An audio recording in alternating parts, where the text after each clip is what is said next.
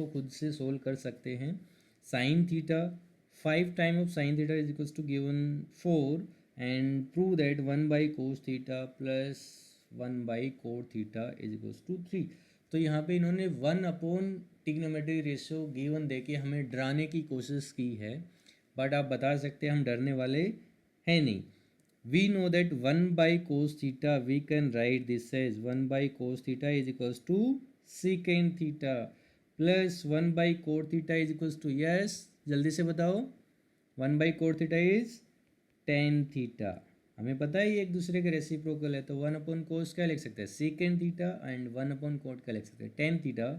So ultimately what we need to do, we need to prove that secant theta plus tan theta is equals to 3. So we will find out the value of secant and tan here. So start from the given part. Given part is 5 sin theta is equals to 4. From here I can write sin theta is equals to 4 by 5.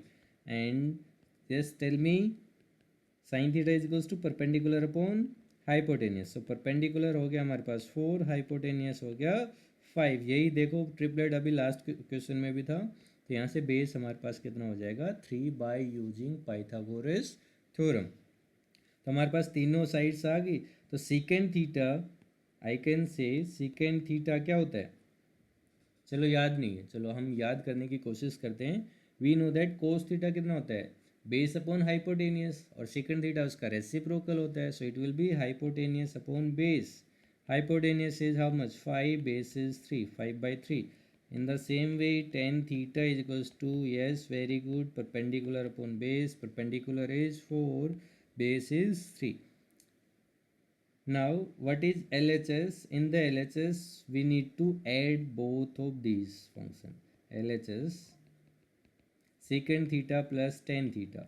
So, put the value of secant theta and tan theta. Secant is 5 by 3 plus tan theta is 4 by 3.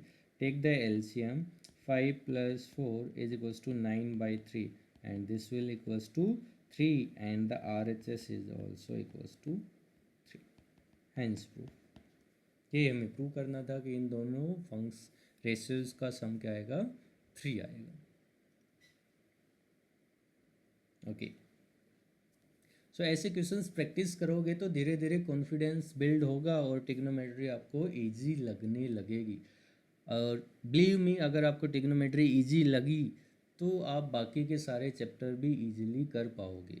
ठीक है, trigonometry में अच्छा score किया means maths में आपने अच्छा score किया है, क्योंकि ट्रिग्नोमेट्री अभी अच्छी होगी, 11th में भी आपकी काफ़ी सारे दिखते ईजी हो जाएंगे और 12th में भी। ठीक है, ऐसा नहीं कि अभी हमने पढ़ा और ये फिर आगे हमारे पास यूज़ नहीं होगा। मैथ्स हमेशा कनेक्टेड चलता है, जो आपने 8th क्लास में पढ़ा वही 9th में भी आता है, उसका कुछ पार्ट, उसका कुछ पार्ट 10th में भी आता है। ठीक है, तो क्लास वाइज चीज़ें वही रहती हैं, बट उनका थोड़ा सा एक्सटेंशन होता जाता है।